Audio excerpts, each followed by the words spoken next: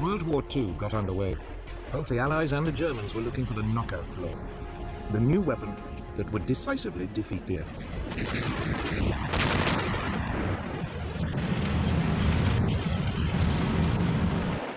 For Hitler's Germany, the problem was that Britain was an island.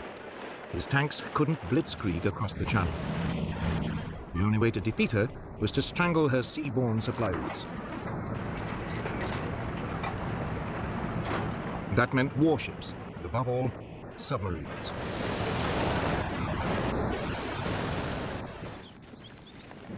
For the Western Allies, the problem was attacking Germany when there were no Allied troops in mainland Europe. The solution they adopted was strategic bombing. Aerial bombardment aimed at destroying Germany's infrastructure and pounding its people into submission.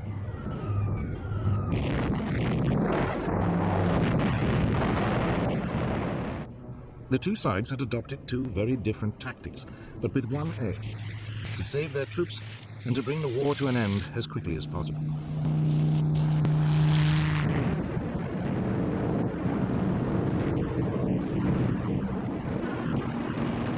Ironically, it was the Germans who first started strategic bombing. In August 1940, Luftwaffe bombers accidentally hit London.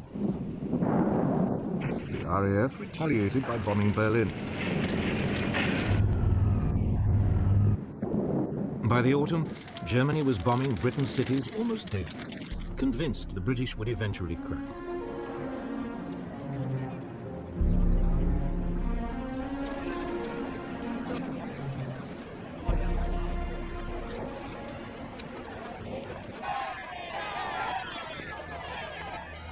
But the Blitz, as it was called, never showed any sign of forcing the British to surrender. By the summer of 1941, it was dying away as the Luftwaffe turned its attention to the war in Russia.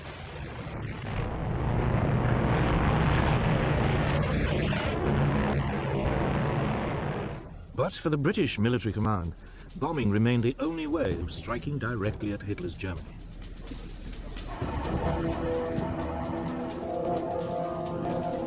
Moreover, by early 1941, the RAF was starting to receive a new generation of bigger, more powerful, four-engined bombers. These could carry loads of up to 18,000 pounds of bombs, 4 times the capacity of earlier aircraft. The first of these was the Short Stirling.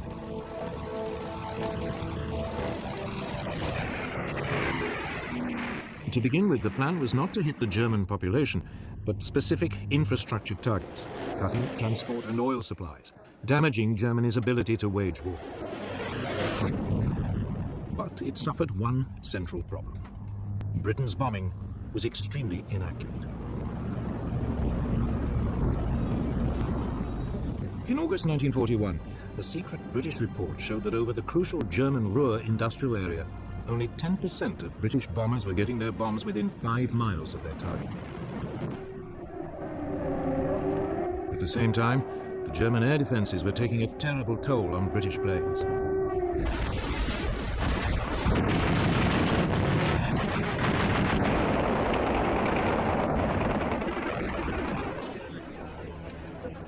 By late 1941, up to 10% of the bombers on any raid were being shot down.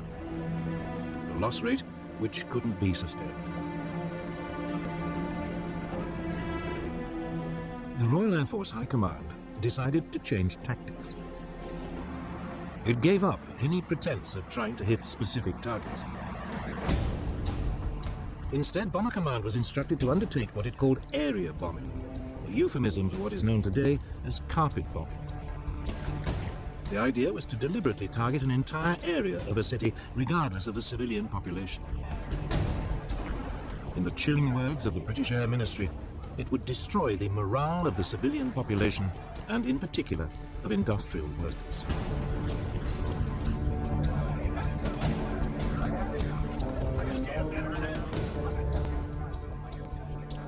Its leading exponent was Air Marshal Sir Arthur Bomber Harris, who was now appointed Commander-in-Chief of RAF Bomber Command.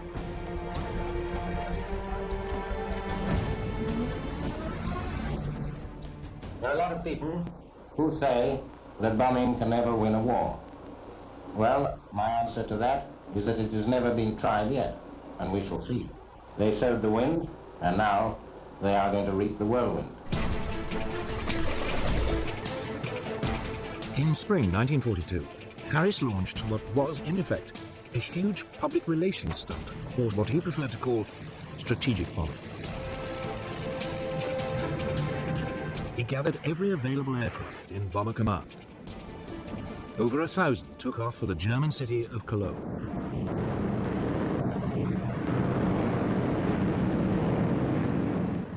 The city's defenses were overwhelmed. 600 acres were destroyed.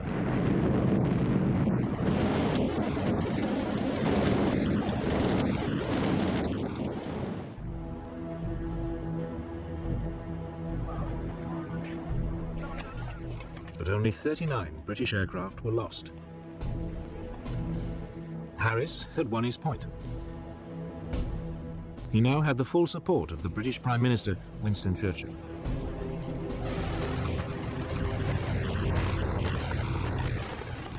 He also now had an outstanding new weapon, the Avro Lancaster, the finest heavy night bomber of the war. And he had a new partner. By the summer of 1942, the United States had joined the air war in Europe. American planes began to appear in Britain. The majority were the Boeing B-17 Flying Fortress. It was heavily armed with 13 machine guns and could, in theory, fight its way through to a target in daylight without a fighter escort. It was also equipped with a new bomb sight that would supposedly allow it to drop its bombs with almost unerring precision.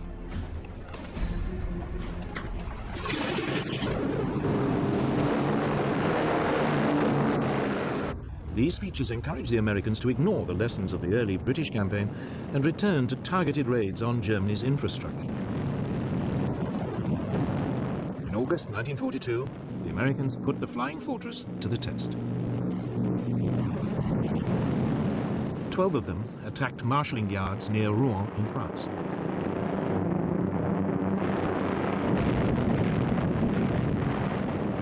Damage was slight, but the United States lost no aircraft. For the Americans, it was the proof that daylight raids on infrastructure targets could work. For the British, it simply showed that the Americans could hit a minor and relatively undefended target. But that winter, the two allies agreed to combine their approaches. They would launch a massive bombing campaign against Germany's industrial heartland. The Americans would attack by day against carefully selected infrastructure targets. The British would attack by night, carpet bombing whole areas, destroying war production and civilian morale. They hoped it would be so devastating, it might even bring the war to an end.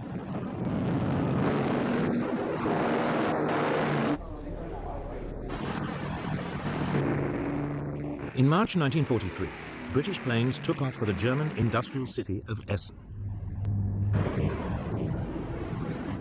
High-speed Mosquito light bombers went in first, dropping flares to highlight the targets. Then a force of nearly 450 Lancaster bombers swept over the city, dropping their loads.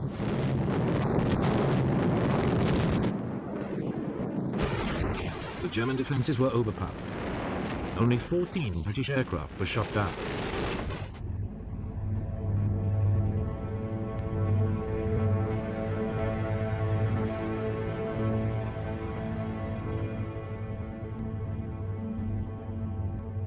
The Essen raid was followed by wave after wave of similar attacks on industrial towns in the Ruhr.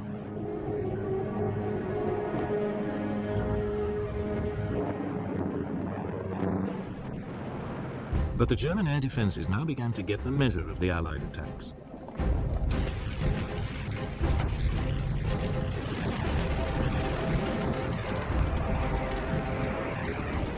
Britain's losses climbed to 1 in 10. Harris was forced, reluctantly, to call a halt to the attacks.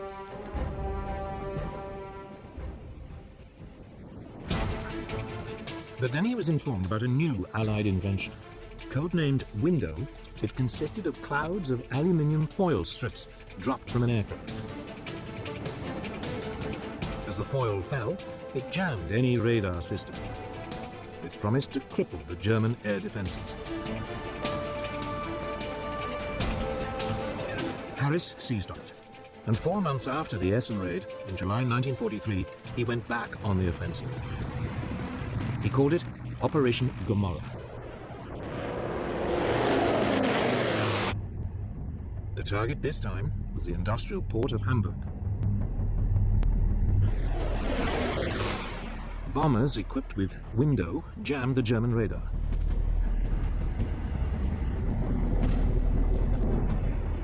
Other aircraft dropped incendiary bombs.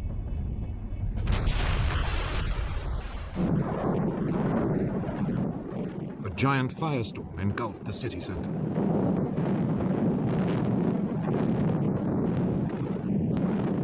"40,000 people died, and 500,000 were made homeless.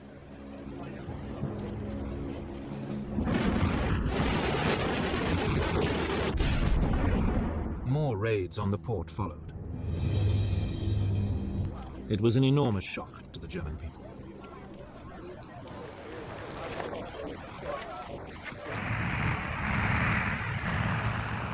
Four months later, in the autumn of 1943, Harris followed Hamburg with a series of attacks on Berlin.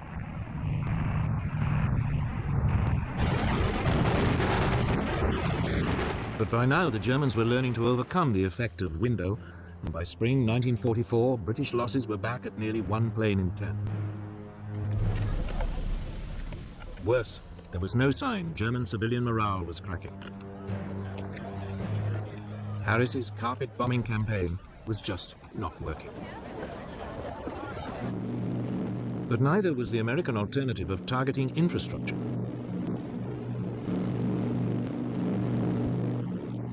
By the spring of 1943, US Army Air Force daylight raids were steadily reaching deeper into Germany. But American losses were climbing. Around 1 in every 15 planes was being shot down.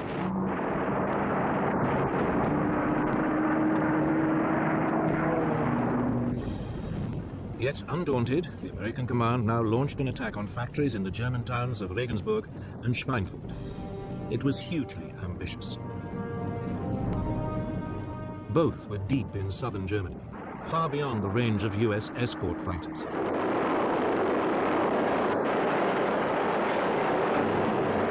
It was a disaster. The 380 flying fortresses, which US bomber chiefs had assured everybody wouldn't need a fighter escort, were harried and shot down.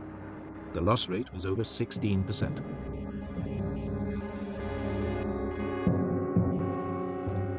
The US was forced to suspend its bombing campaign. The war in the air had reached stalemate, and there was still no sign of it helping to usher in a victory.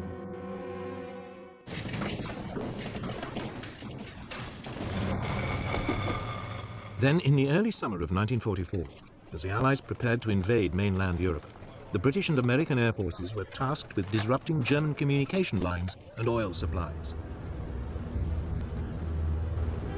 It represented a return to targeted infrastructure bombing. But this time, the Allies had a new weapon. The British had experimentally modified a US fighter, the P-51 Mustang. The US engine had been replaced by a British-made Rolls-Royce Merlin. It gave the plane a much longer range. It was the ideal long-distance bomber escort.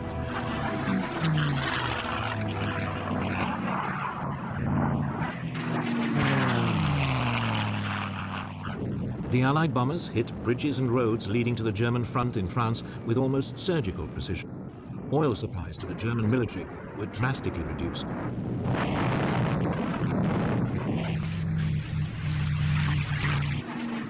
Once again, the German fighters attacked, but they were now outmaneuvered by the Mustang. Much of the German Air Force, now running low on fuel, was grounded. The campaign of targeted bombing on Germany's infrastructure may not have been the knockout blow the Allies hoped for, but it was finally paying dividends. But one man was not impressed. Bomber Harris was still obsessed with the idea that ever more devastating carpet bombing attacks would stop Germany in her tracks once and for all. So it was that in late 1944, Britain returned to carpet bombing. German city after city was hit and devastated.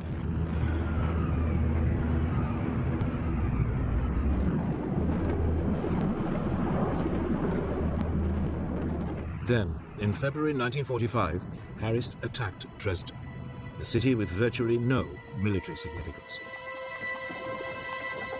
The city's civilian population had been inflated by refugees fleeing bombing raids elsewhere. Yet Harris seems to have had no regard for civilian life.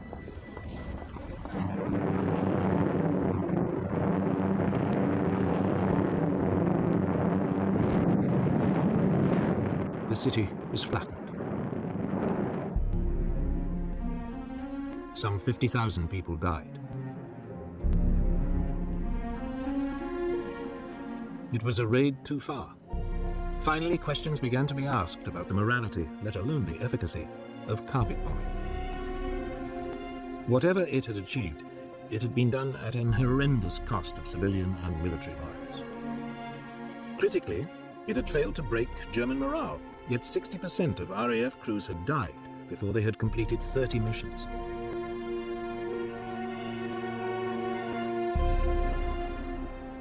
For all the hopes put in it, carpet bombing had not come up with the knockout blow. The Germans, meanwhile, had put their faith in an altogether different technology to give them the knockout blow they needed to win the war.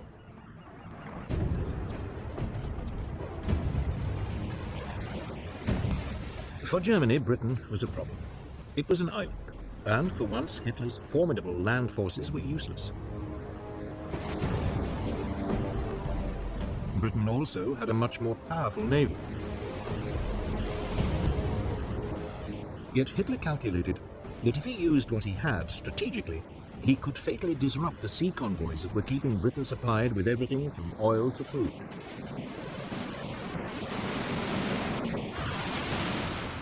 In the first 18 months of the war, German raiders sank more than 130 British merchant vessels.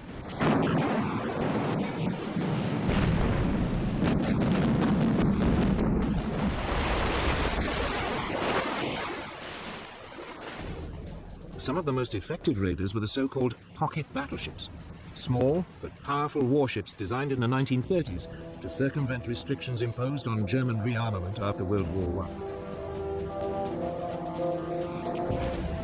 One, the Graf Spee, became particularly notorious.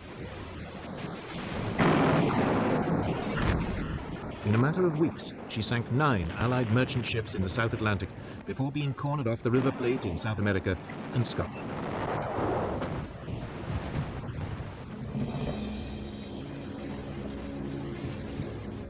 But the raids were taking a serious toll. If the losses continued to rise, Britain would have real supply problems.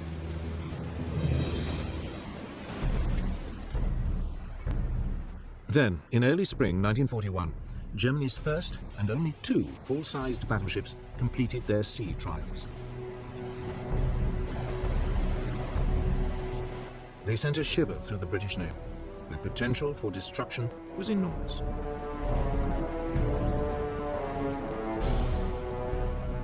First into action was the Bismarck. In May, RAF reconnaissance aircraft spotted her in the Norwegian port of Bergen, trying to sneak out into the North Atlantic. The British Navy set off in pursuit. 2 days later, the Bismarck was sighted in the North Atlantic. Britain's latest battleship, the Prince of Wales, was sent to intercept her. With her was the British battlecruiser, Hood.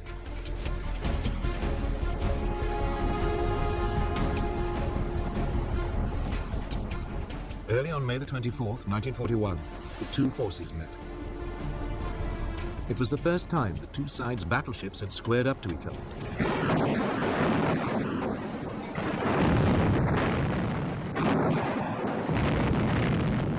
Almost immediately, A shell from the Bismarck plunged through the weak deck armor of the Hood.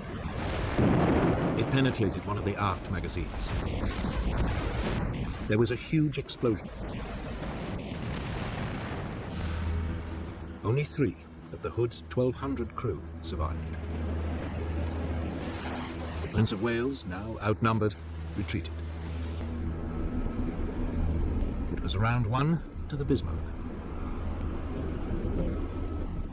2 days later, Bismarck was spotted again, this time far to the south, several hundred miles off the coast of France. British Swordfish torpedo bombers swooped in.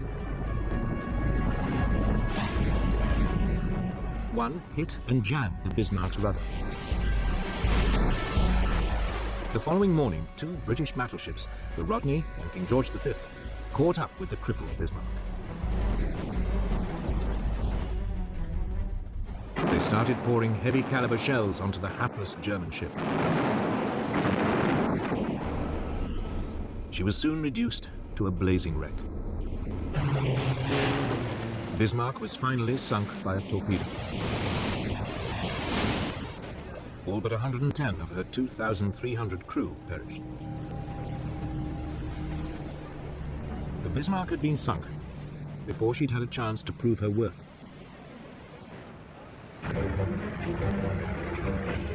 Then in June 1941, Hitler invaded the Soviet Union. The war at sea entered a new phase. Britain began sending supply convoys to the Russian Arctic ports of Murmansk and Archangel. Immediately, the German Navy prepared to cut them off.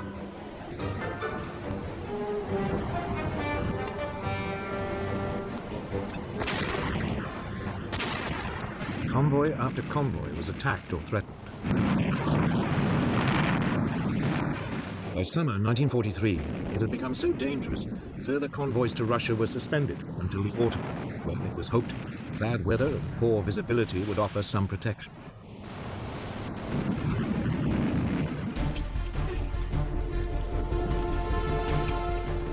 While the convoys were suspended, Britain turned its attention to one of the biggest threats it faced, the Bismarck's sister ship, Tirpitz. She'd spent months hiding in the Norwegian fjords, waiting for the moment to pounce. All the while, the British Navy had been keeping her under close watch, determined to eliminate Germany's last battleship.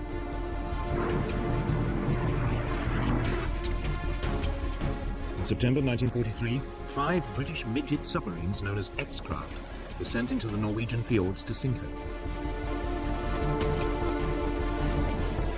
The attack caused only minor damage. And by the following spring, the Tirpitz was once again ready to menace the Arctic convoys.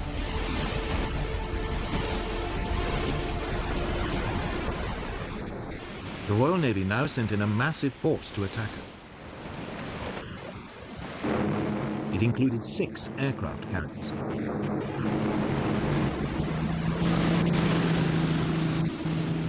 They took the Germans completely by surprise. British dive bombers attacked Tirpitz. But she was heavily armored, and the relatively small bombs caused only superficial damage. 3 months later, she was ready for action again. She was soon spotted in another Norwegian fjord.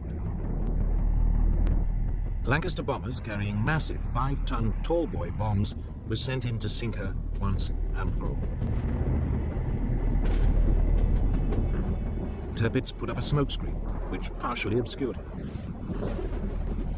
Nevertheless, several bombs struck her bow, causing severe damage.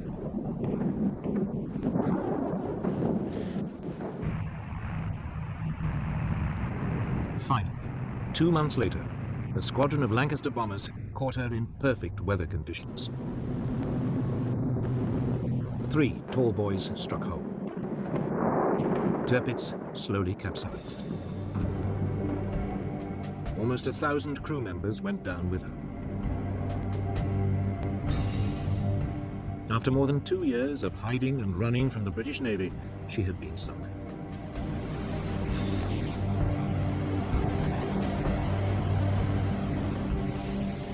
Germany's battleships had promised much, but against the overwhelming might of the British Navy, they'd never had a chance to prove their worth.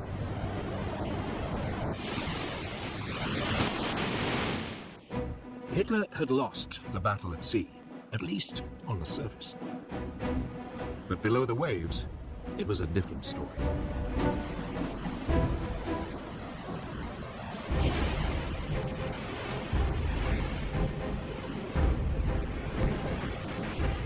Germany's military planners had long expected that the country's U-boat fleet would play a key role in cutting Britain's supply lines.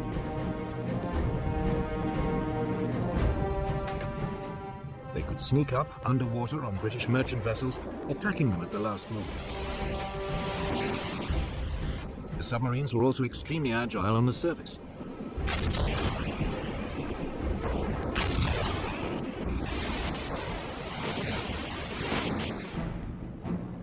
To combat the threat, Britain's merchant fleet was corralled into convoys for protection. But there was a serious shortage of anti-submarine ships to escort them. Many ships sailed without protection. Yet Britain's naval command remained remarkably complacent. They believed they had the weapons and the technology to contain the U-boat threat. It was soon proved wrong.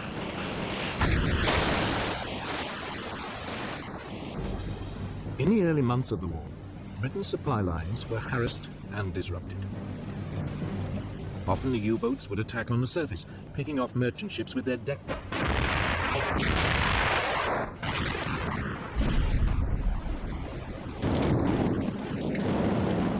In response, the Royal Navy sent aircraft carriers equipped with submarine hunting aircraft to patrol the sea lanes used by the convoys.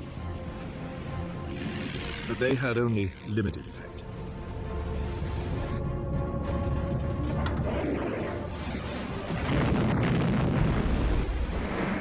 By the end of 1939, over 100 Allied merchant ships had been sunk by German submarines.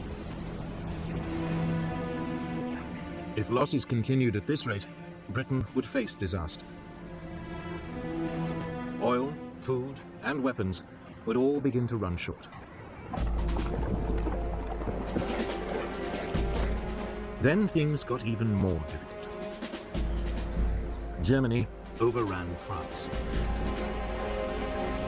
Suddenly, the German Navy, which until now had been largely bottled up in the North Sea, had access to France's Atlantic seaboard. They now had a base to attack Britain's Atlantic convoys. France's Atlantic ports filled with newly built German U-boats, particularly the Type 7C ocean-going vessel. Admiral Karl Dönitz, head of the German U-boat service, now organized his submarines into what he called wolf packs. The group would be lined up across a likely convoy route. As soon as one U-boat spotted a convoy, it called in the rest to attack.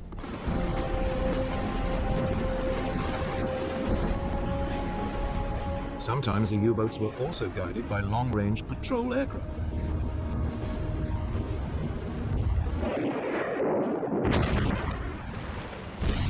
By the end of October 1940, up to 40% of Allied merchant shipping per convoy was being sunk. Britain's supplies were under threat.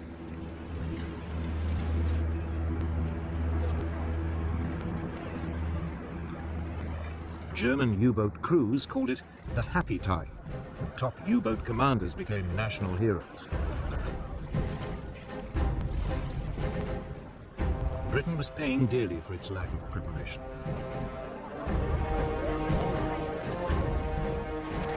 But finally, things began to change.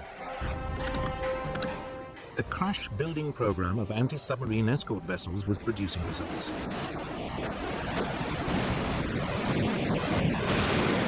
The first corvettes, as they were known, were coming off the slipways.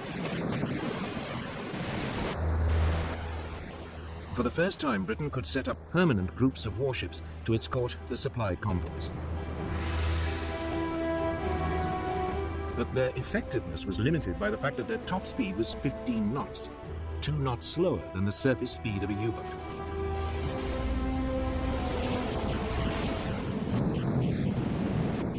At the same time, the patrol aircraft of Britain's Coastal Command were equipped with depth charges.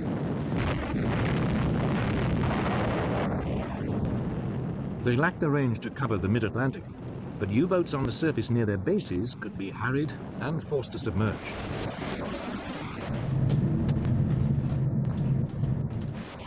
Then, as in the bombing campaigns, it was a series of technological breakthroughs that really came to Britain's help. In early 1940, a new type of radar, known as centimetric radar, was developed. It was smaller than existing systems, and for the first time could be fitted to escort ships and aircraft. Now, any German U-boat on the surface was vulnerable.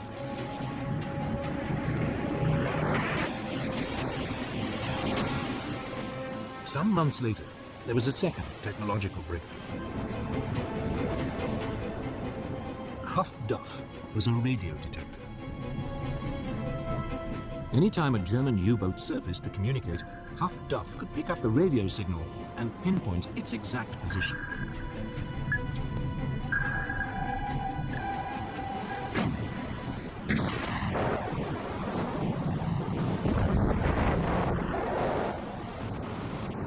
Steadily, during the spring of 1941, Britain began to contain the U-boat threat.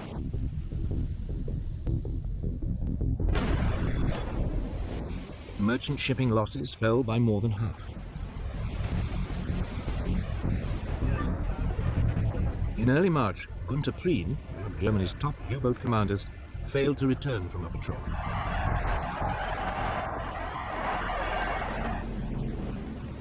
Shortly afterwards, two more top German U-boat commanders lost their lives in quick succession.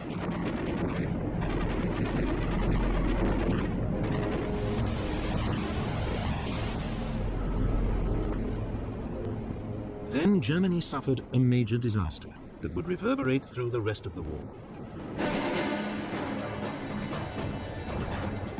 In May 1941, the British destroyer Bulldog forced U-110 to the surface and captured the submarine. On board was an Enigma machine, used for encoding German signals. More importantly, Bulldog also captured the naval code books that went with the machine. It would provide vital assistance to Britain's code breakers. Soon, unbeknown to the Germans, Britain was getting a real insight into German naval communications.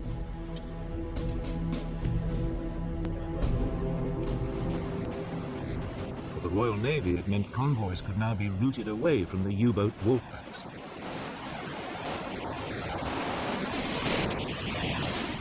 Germany's submarines had to work harder and search further to find and sink their prey.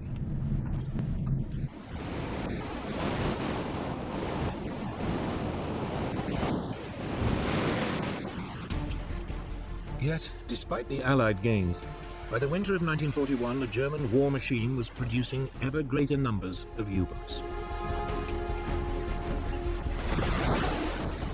The long-term outlook for Britain's supply routes still looked ominous. Then, in December 1941, the war at sea changed decisively.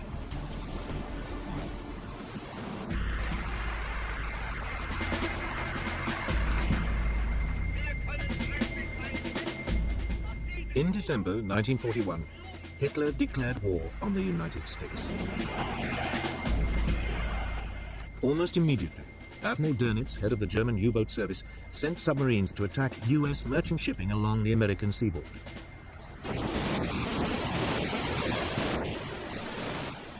At first, only a few of his submarines, the new Type 9, were capable of making the long voyage from Europe. They found easy pickings. The U.S. Navy's Commander-in-Chief, Admiral Ernest King, had resisted British advice to corral his merchant ships into convoys.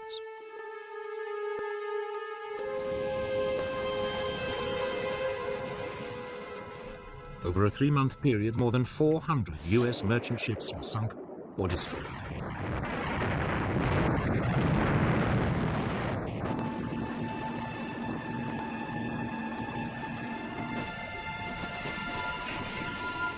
America was learning the tough lesson Britain had already learned. Something had to be done. King now changed his mind, and by May 1942, the United States had introduced a limited system of convoys.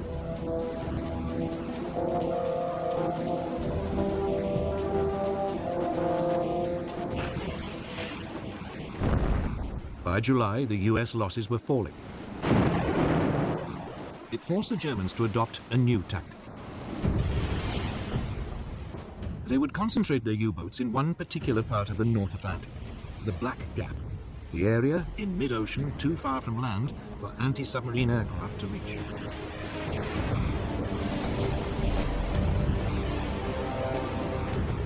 Often a convoy would be hit by more than 15 submarines coming at it in waves.